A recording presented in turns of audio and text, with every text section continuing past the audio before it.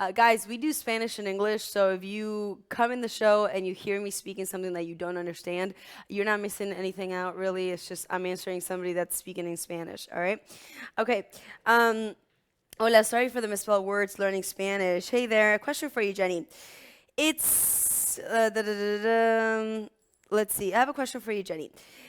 It's a sad fact that when a woman exposes her breasts in public, it is often treated as a moral offense. But isn't it true that the prohibitions on women's breasts have absolutely nothing to do with propriety, but everything to do with control, which in society where the rules are still largely made by men, it's just another way for males to keep the upper hand, don't you think? I've never thought of it like that, but it's true. I mean, most of the people that come up with these laws are men, right? Maybe. I mean, who knows? Unless one day we start getting more women up there that actually come up with the laws, or unless they're really prudish. But I don't know. I think sooner or later, it's. I mean, there's a lot of cities already that made it legal for you to be topless in public. You know, just like guys are without a shirt, women can be without a shirt as well. So it's really not that big of a deal. But hopefully we'll be alive to see that change. You know, who knows? Thanks for that. Saludos, México. ¿Cómo estamos? Vadodara is a city in India. Oh, interesting. Welcome. It's so early there right now, isn't it? Like super early. You're awake. Hi. Jenny, una pregunta para ti. Dice, es muy triste saber de que cuando una mujer expone un seno en el público es usualmente tratado como una ofensa moral, pero no es verdad de que las prohibiciones son de los senos de las mujeres no tienen nada que ver con propietarios, sino todo que ver con el control. Dice, por ejemplo, todas estas reglas han sido hechas específicamente por hombres. ¿Crees de que es una manera de que los hombres tengan el control? Y el que lo dice es un hombre para que sepan. Welcome Chicago. Hola Argentina, ¿cómo estamos? Estaremos en Argentina en marzo por 3 semanas. Estaremos en Buenos Aires, en Rosario y viajaremos al Uritorco. Será interesante. Bueno, todavía no confirmamos porque aquí le tienen miedo tantas horas de viaje, pero yo estoy empujando para que sí, para que sí, para que sí. Si no, a ver, ¿qué otro lugar en Argentina nos recomiendan que tampoco esté tan lejos para visitar, para filmar, para mostrar paisajes, hacer fotos, así, cosas bonitas?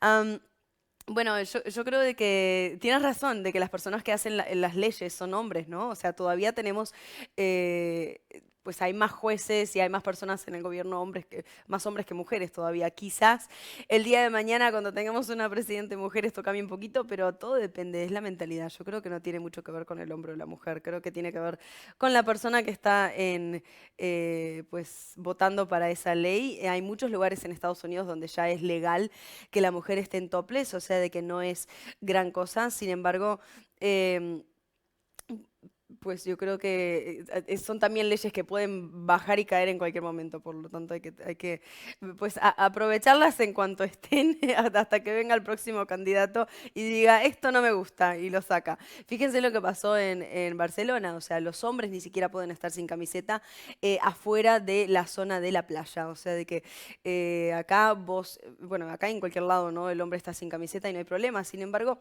la mujer con tal de que tenga tapado el pezón, o sea, aquí es muy popular ahora en las discotecas y en lugares de fiesta, más que nada en las fiestas de alta gama, que las mujeres están saliendo solamente con un pegotín, o sea, que ya no se ponen blusas o un tape, ¿no? Una cinta. El proyecto de la cinta negra ha causado mucho fervor en Miami. Y es legal, o sea, porque el problema es el pezón, no es el bulto alrededor. Por lo tanto, a mí me parece súper ridículo, pero bueno, o sea, porque si van a tapar los senos, ¿por qué censurar una parte y no toda? O sea, ¿eh? Claro, y el hombre, o sea, él no se tiene que tapar nada directamente. Pero bueno, en Miami ha estado popular ahora el tema de simplemente usar algo en el pezón para taparse y salen así. Así que bueno, hasta que algún día ya sea legal. Hi Dallas, thank you. Hi Manny, welcome. Córdoba, Sierras de Córdoba, Córdoba, Córdoba, Córdoba. Jajaja. Me imagino que sos de Córdoba, ¿no? Bueno, ve, así tenemos más votos para Córdoba, entonces. Hablas mucho español, te felicito, eres linda, gracias. Sí, intentamos hacer español-inglés. Te espero en Buenos Aires. Am, Hola, preciosa. Saludos desde México. Jenny, qué hermoso carisma y cuerpo que tienes. Me gusta mucho. Sigue así, preciosa. Gracias. Ok, vamos a continuar. Vamos a empezar con los temas de hoy, ¿les parece? Okay, let's start with the topics for today, and then you guys can tune in, what you think. Hey, Jenny, I just watched an excellent French comedy, Ratting, translating Stingy. It says, it tells the story of a man who changes his behavior to become a good father. The same day you publish on Facebook this sentence: generate positive energy, be a positive person, exclude hate, judgment, anger from your life, and if you can't seem to be able to do that, seek help now before it's too late.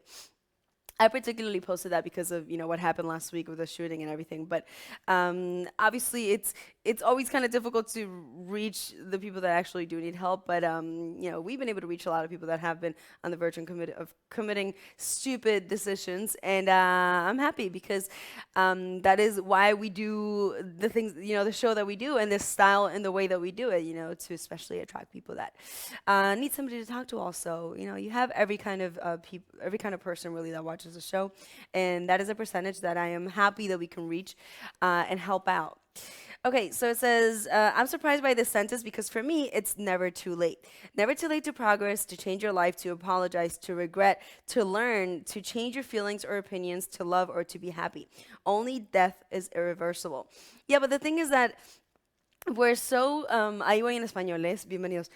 We're so scared of death that if you just think of death as just an opening to continue life, it's just without your physical body, you won't be afraid of death, and you won't even see it as an irreversible thing. You'll actually be just welcoming to when it happens and when it is that you have to leave. So just pointing that out on the death situation.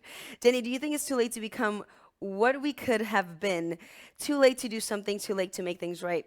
What we could have been is relative because you're never really gonna know what you should have. There isn't like a should have done. You know what I mean. Like you chose the life. The decisions that you made in your life are the ones that got you to where you are today. There's a reason why that happened. Yeah, maybe you made mistakes and you should have chosen something else. But really, there is nothing and nobody and nothing. I repeat that. Can have the power enough to tell you you should have done this differently. You are the only one that actually has that, ability to know when it is that you made a mistake and that you should have maybe chosen different. But then again, I think that learning from it and just becoming a better person and making you stronger for your next choices, you should never really live your life in regret. Regret if you really made a really bad mistake that you generated a lot of negative energy, or you hurt people, or you hurt yourself, etc. But other than that, know that we're here to learn. So there's a reason why you go through the things that you go through.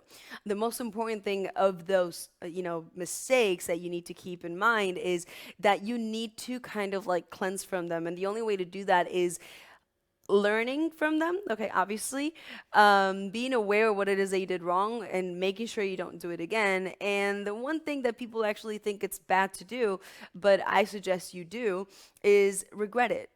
Don't live a life regretting it. Just regret it for for however many days it takes for you to actually regret, and you'll actually be able to, I guess you could say, lift that burden off of that negative energy that you've generated with that situation, whatever kind of situation it is. But if you don't regret, a really bad mistake, let's say, where you hurt somebody or you hurt yourself, etc. I'm being generic here. Then you're really just saying to yourself and saying to your life, well, I'm glad I did that. And most of the people, when you go through something that's not positive, then I'm sure deep down inside you're not glad you did it. You wish you wouldn't have done it. So that stubborn thought of, oh, I don't have any regrets.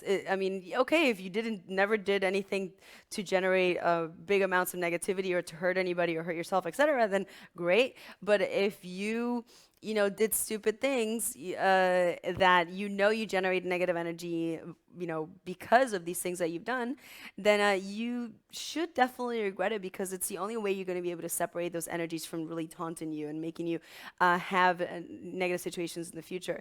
So I know a lot of people don't believe in this, so it's just a matter of I always say, I give you information, you take it or leave it. For me, it doesn't make a difference.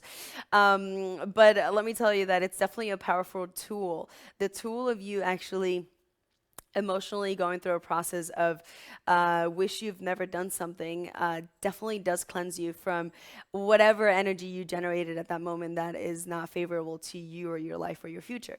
So and you're going to be able to see the results. But I'm talking about the kind of regret where you cry, you sorrow, you sorrow it for however many days or hours or whatever, depending on the seriousness of the situation, and then you put it behind. Not that you continue to kind of like hit your head over the wall over like how stupid you were or how bad that decision was.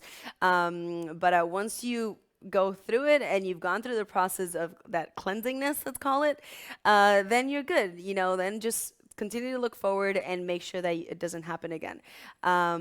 So that's the most important thing when it comes to regret, at least.